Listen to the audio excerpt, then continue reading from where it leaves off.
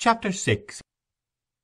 The conversation, which was at a high pitch of animation when Silas approached the door of the Rainbow, had as usual been slow and intermittent when the company first assembled. The pipes began to be puffed in a silence which had an air of severity. The more important customers, who drank spirits and sat nearest the fire, staring at each other as if a bet were depending on the first man who winked, while the beer-drinkers, chiefly men in fustian jackets and smock-frocks, kept their eyelids down and rubbed their hands across their mouths, as if their draughts of beer were a funereal duty attended with embarrassing sadness. At last Mr. Snell, the landlord, a man of neutral disposition, accustomed to stand aloof from human differences as those of beings who were all alike in need of liquor, broke silence by saying in a doubtful tone to his cousin the butcher, "Some folks 'ud say that was a fine beast you druv in yesterday, Bob." The butcher, a jolly, smiling, red-haired man, was not disposed to answer rashly. He gave a few puffs before he spat and replied, "And they wouldn't be fur wrong, John."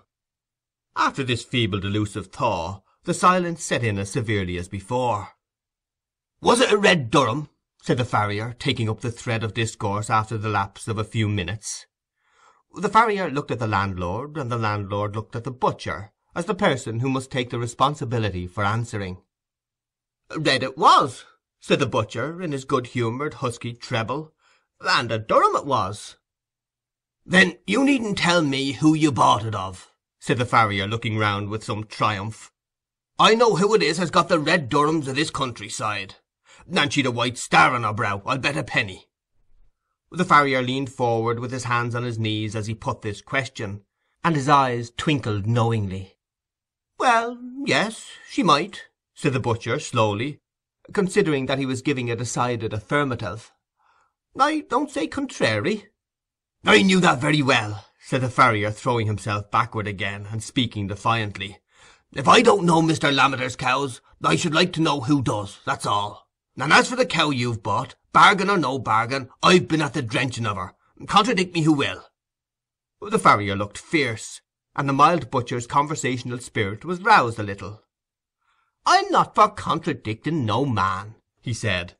"I'm for peace and quietness. Some are for cutting long ribs, I'm for cutting 'em short myself, but I don't quarrel with them.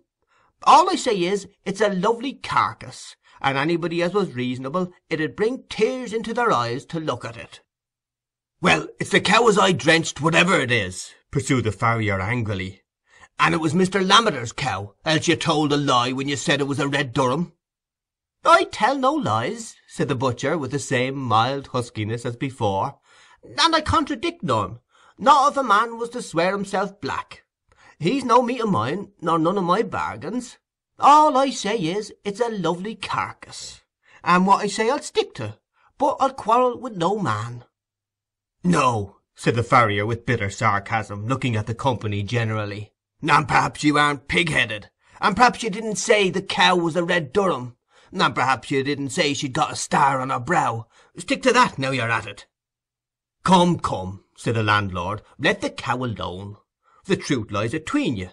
You're both right and both wrong, as I allus say. And as for the cow's being Mr. Lammeter's, I say nothing to that, but this I say, as the rainbow's the rainbow. And as for the matter of that, if the talk is to be of the Lammeters, you know the most upon that head, Mr. Macey? You remember when first Mr. Lammeter's father came into these parts, and took the warrants." Mr. Macey, tailor and parish clerk, the latter of which functions rheumatism had of late obliged him to share with a small-featured young man, who sat opposite him, held his white head on one side and twirled his thumbs with an air of complacency, slightly seasoned with criticism. He smiled pityingly in answer to the landlord's appeal, and said, "Aye, I know, but I let other folks talk. I've laid by now, and give up to the young uns. Ask them as have been to school at Tarley. They've learnt pernouncing. That's come up since my day." "If you're pointing at me, Mr. Macey," said the deputy clerk, with an air of anxious propriety, "I'm nowise a man to speak out of my place. As the psalm says, I know what's right, nor only so, but also practise what I know."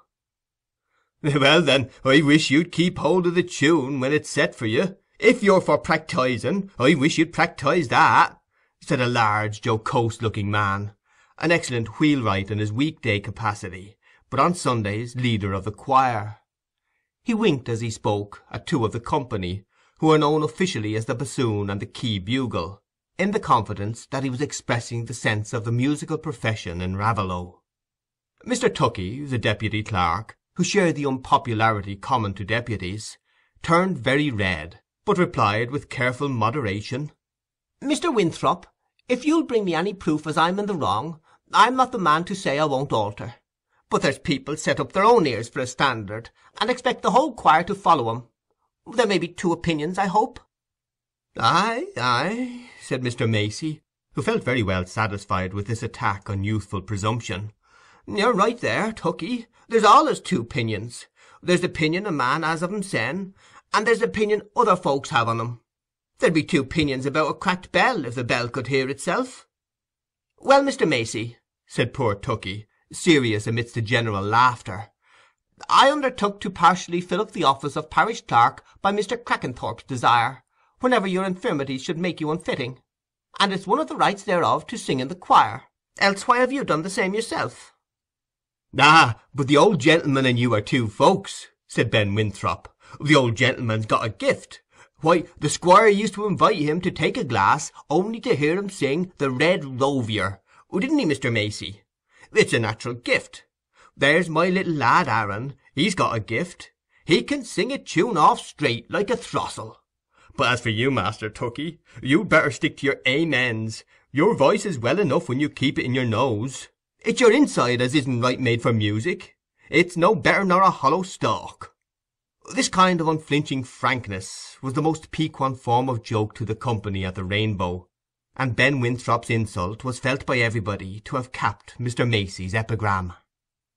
"I see what it is plain enough," said Mr. Tuckey, unable to keep cool any longer. "There's a conspiracy to turn me out of the choir, as I shouldn't share the Christmas money, that's where it is. But I shall speak to Mr. Crackenthorp. I'll not be put on by no man." "Nay, nay, Tuckey," said Ben Winthrop, "we'll pay you your share to keep out of it, that's what we'll do. There's things folks 'ud pay to be rid on besides varmin." "Come, come," said the landlord, who felt that paying people for their absence was a principle dangerous to society. "A joke's a joke. We're all good friends here, I hope. We must give and take. You're both right, and you're both wrong, as I say. I agree with Mr. Macey here, as there's two opinions, and if mine was asked, I should say they're both right. Tuckey's right, and Winthrop's right, and they've only got to split the difference and make themselves even." The farrier was puffing his pipe rather fiercely, in some contempt at this trivial discussion. He had no ear for music himself, and never went to church, as being of the medical profession, and likely to be in requisition for delicate cows. But the butcher, having music in his soul, had listened with a divided desire for Tuckey's defeat and for the preservation of the peace. "To be sure," he said, following up the landlord's conciliatory view, "we're fond of our old clerk. 'Tis natural. And him used to be such a singer, and got a brother as is known for the first fiddler in this countryside.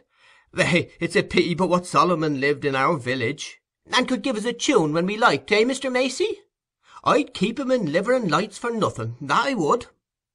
"Aye, aye," said Mr. Macey, in the height of complacency. "Our family's been well known for musicianers as far back as anybody can tell. But them things are dying out, as I tell Solomon every time he comes round. There's no voices like what there used to be, and there's nobody remembers what we remember, if it isn't the old crows." "Ah, you remember when first Mr. Lammeter's father came into these parts, don't you, Mr. Macey?" said the landlord.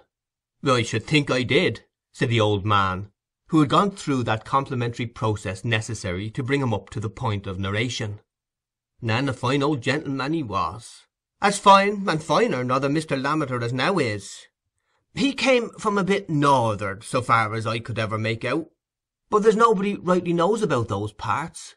Only it couldn't be far north'ard, nor much different from this country, for he brought a fine breed of sheep with him, so there must be pastures there, and everything reasonable. We heard tell as he'd sold his own land to come to take the Warrens, and that seemed odd for a man as had land of his own, to come and rent a farm in a strange place. But they said it was along of his wife's dying, though there's reasons and things as nobody knows on. That's pretty much what I've made out. Yet some folks are so wise they'll find you 50 reasons straight off, and all the while the real reason's winking at 'em in the corner, and they never see it. Howsomever, it was soon seen as we'd got a new parishioner, as knowed the rights and customs o' things, and kep a good house, and was well looked on by everybody. And the young man, that's the Mr. Lammeter as now is, for he'd never a sister, soon begun to court Miss Osgood, that's the sister of the Mr. Osgood as now is, and a fine handsome lass she was. You never can think. They pretend this young lass is like her, but that's the way with people as don't know what's come before 'em. I should know, for I helped the old rector, Mr. Drumlow as was, I helped him marry him." Here Mr. Macey paused. He always gave his narrative in instalments, expecting to be questioned according to precedent. "Aye, and a particular thing happened, didn't it, Mr. Macey, so as you were likely to remember that marriage?" said the landlord in a congratulatory tone. "I should think there did. A very particular thing," said Mr. Macey, nodding sideways. "For Mr. Drumlow, poor old gentleman, I was fond on him, though he'd got a bit confused in his head, what with age and with taking a drop of summat warm when the service come of a cold morning. And young Mr. Lammeter, he'd have no way but he must be married in January, which, to be sure, is an unreasonable time to be married in, for it isn't like a christening or a burying, as you can't help. And so Mr. Drumlow, poor old gentleman, I was fond on him, but when he came to put the questions, he put 'em by the rule o' contrary like, and he says, 'Wilt thou have this man to thy wedded wife?' says he, and then he says, 'Wilt thou have this woman to thy wedded husband?' says he. But the particularest thing of all is, as nobody took any notice on it but me, and they answered straight off yes, like as if it had been me saying amen in the right place, without listening to what went before." "But you knew what was going on well enough, didn't you, Mr. Macey? You were live enough, eh?" said the butcher. "Lor bless you," said Mr. Macey, pausing, and smiling in pity at the impotence of his hearer's imagination. "Why, I was all of a tremble. It was as if I'd been a coat pulled by the two tails like, for I couldn't stop the parson, I couldn't take upon me to do that. And yet I said to myself, I says, suppose they shouldn't be fast married, 'cause the words are contrary, and my head went working like a mill, for I was always uncommon for turning things over and seeing all round 'em, and I says to myself, is it the meaning or the words as makes folks fast a wedlock? For the parson meant right, and the bride and bridegroom meant right. But then, when I come to think on it, meaning goes but a little way in most things, for you may mean to stick things together, and your glue may be bad, and then where are you? And so I says to mysen, it isn't the meaning, it's the glue, and I was worrited as if I'd got 3 bells to pull at once, when we went into the vestry and they begun to sign their names. But where's the use of talking? You can't think what goes on in a cute man's inside." "But you held in for all that, didn't you, Mr. Macey?" said the landlord. "Aye, I held in tight till I was by mysen with Mr. Drumlow, and then I out with everything, but respectful, as I allays did. And he made light on it, and he says, 'Pooh, Macey, make yourself easy,' he says. 'It's neither the meaning nor the words, it's the register does it, that's the glue.' So you see he settled it easy, for parsons and doctors know everything by heart like, so as they aren't worrited with thinking what's the rights and the wrongs of things, as I'n been many and many a time. And sure enough the wedding turned out all right, only poor Mrs. Lammeter, that's Miss Osgood as was, died afore the lasses was growed up. But for prosperity and everything respectable, there's no family more looked on." Every one of Mr. Macey's audience had heard this story many times, but it was listened to as if it had been a favourite tune, and at certain points the puffing of the pipes was momentarily suspended, that the listeners might give their whole minds to the expected words. But there was more to come, and Mr. Snell, the landlord, duly put the leading question. "Why, old Mr. Lammeter had a pretty fortune, didn't they say, when he came into these parts?" "Well, yes," said Mr. Macey, "but I daresay it's as much as this Mr. Lammeter's done to keep it whole, for there was allays a talk as nobody could get rich on the Warrens, though he holds it cheap, for it's what they call charity land. Aye, and there's few folks know so well as you how it came to be charity land, eh, Mr. Macey? Said the butcher. How should they? Said the old clerk with some contempt. Why, my grandfather made the groom's livery for that Mr. Cliff as came and built the big stables at the Warrens. Why, their stables 4 times as big as Squire Cass's, for he thought of nothing but hosses and hunting, Cliff didn't. A Lunnon tailor, some folks said, as had gone mad with cheating. For he couldn't ride, Lord bless you. They said he'd got no more grip of the hoss than if his legs had been cross-sticks. My grandfather heard old Squire Cass say so many and many a time. But ride he would, as if old Harry had been a-driving him. And he'd a son, a lad of 16, and nothing would his father have him do but he must ride and ride, though the lad was frighted, they say. And it was a common saying as the father wanted to ride the tailor out of the lad and make a gentleman on him. Not but what I'm a tailor myself, but in respect as God made me such, I'm proud on it. For Macey Tailor has been wrote up over our door since afore the Queen's heads went out on the shillings.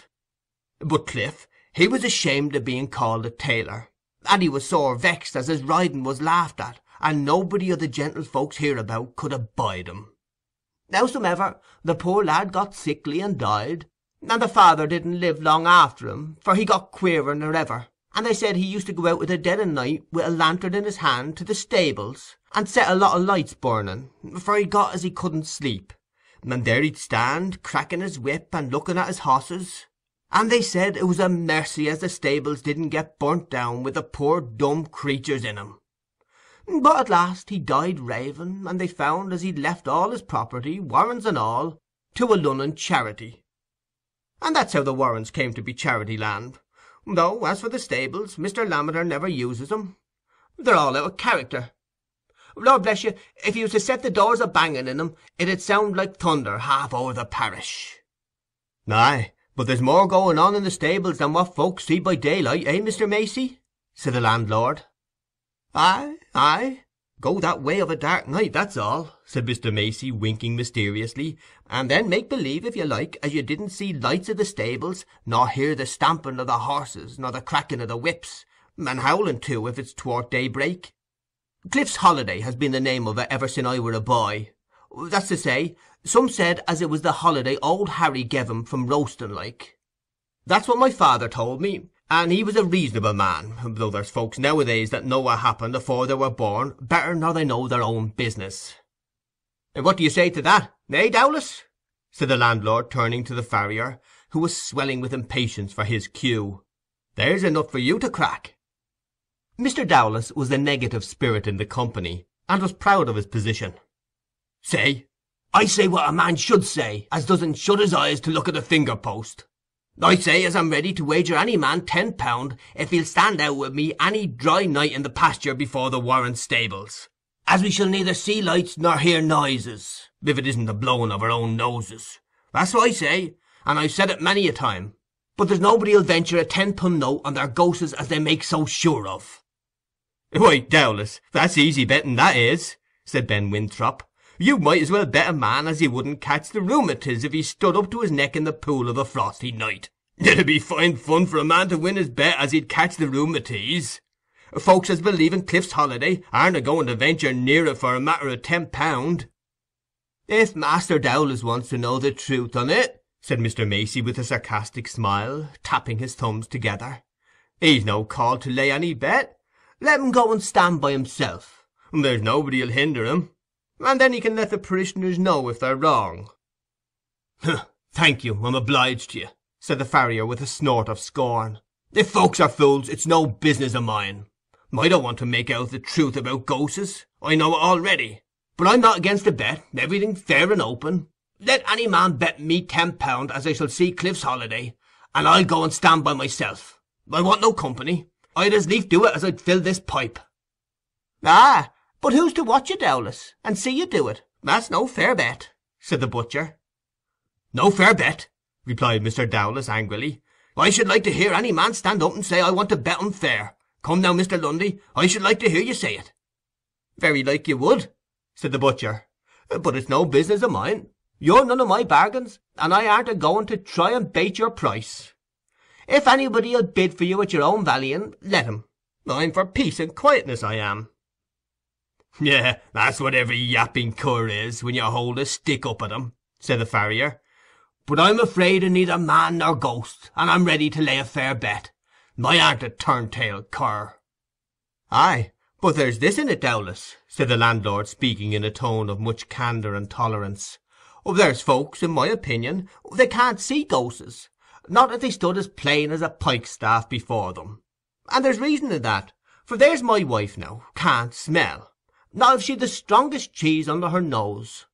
I never seed a ghost myself, but then I says to myself, very like I haven't got the smell for 'em.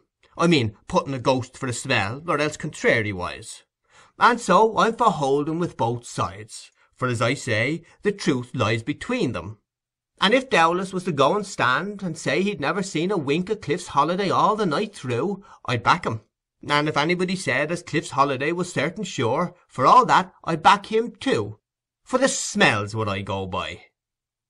The landlord's analogical argument was not well received by the farrier, the man intensely opposed to compromise. "Tut, tut," he said, setting down his glass with refreshed irritation. "What's the smell got to do with it? Did ever a ghost give a man a black eye? That's what I should like to know. If ghosts want me to believe in 'em, let 'em leave off skulking in the dark and in lone places. Let 'em come where there's company and candles." "As if ghosts 'ud want to be believed in by anybody so ignorant," said Mr. Macey, in deep disgust at the farrier's crass incompetence to apprehend the conditions of ghostly phenomena.